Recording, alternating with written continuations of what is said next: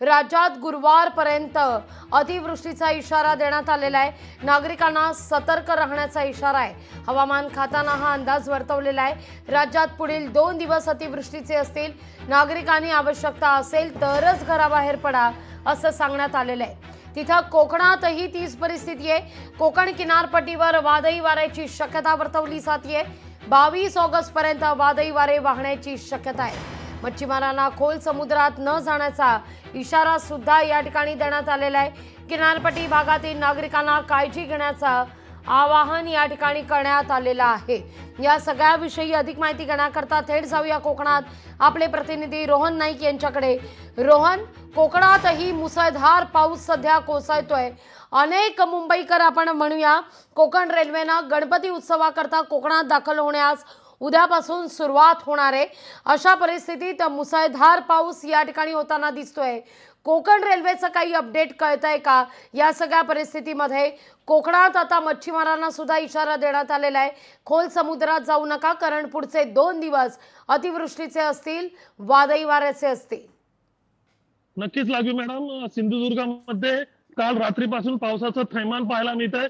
त्यामुळे हवामान खात्यानं जे मच्छीमार असतील, मच्छीमार बांधवांना खोल समुद्रात जाऊ नये असं आवाहन केलेलं आहे। मी आता आहे वेंगुर्ला समुद्रकिनारी, आपण पाहू शकता कशा प्रकारे इथली परिस्थिती आहे। जे जवळपास 3.5 ते 4 मीटरच्या ज्या लाटा आहेत त्या कोसळत आहेत इथे, आणि आपण पाहू शकतो वेंगुर्ला समुद्रकिनाऱ्याची दृश्य एकंदरीत पाहिलं असेल तर काल रात्रीपासून सिंधुदुर्गात पुन्हा एकदा मुसळधार पावसाने थैमान मांडलेलं आहे। ऑरेंज अलर्ट जारी केलाय, पण मात्र एकंदरीत चांगली एक गोष्ट सुद्धा पाहता येईल की कोकण रेल्वे अजूनपर्यंत तर सुरळीत सुरू आहे। रत्नागिरीमध्ये सिंधुदुर्गात असं कुठली घटना घडली नाहीये ज्यामुळे कोकण रेल्वे त्रास होईल, परंतु कोकण रेल्वेची सेवा सुरू आहे। पाहिलं असेल तर विजयदुर्ग आणि तेरेखोल या पट्ट्यामध्ये जी बंदरं येतात, आचरा असेल, मालवण असेल, निवती, भोगवे या समुद्रकिनारी अशीच परिस्थिती आहे। मोठमोठ्या लाटा येत आहेत, आणि जर परिस्थिती आता पाहिली असेल तर सिंधुदुर्गमध्ये पूरस्थिती अजूनपर्यंत नाहीये। मात्र जर असाच पाऊस राहिला तर संध्याकाळी 5च्या दरम्यान किंवा 6च्या दरम्यान या दरम्यान सिंधुदुर्गात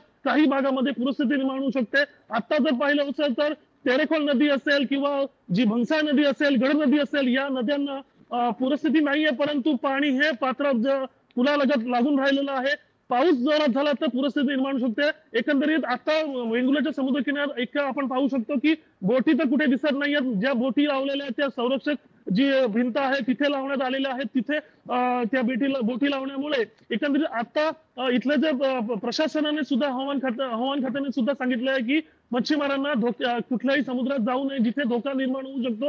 पुढील 22 तारीख पर्यंत एकंदरीत पाहिलं असेल 22 तारीख पर्यंत वादळी वारे मोठ्या प्रमाणात वाहण्याची शक्यता आहे। जे आता 45 ते 50चा जो वेग आहे ताशी, तो 65 पर्यंत जाण्याची शक्यता वर्तवली जाते। त्यामुळे प्रशासनाने सतर्क राहण्याचे आदेश दिलेले आहेत। लागू मॅडम। अगदी रोहन, तुर्तास धन्यवाद तुम्ही दिलेल्या एकूणच सविस्तर माहिती करतात।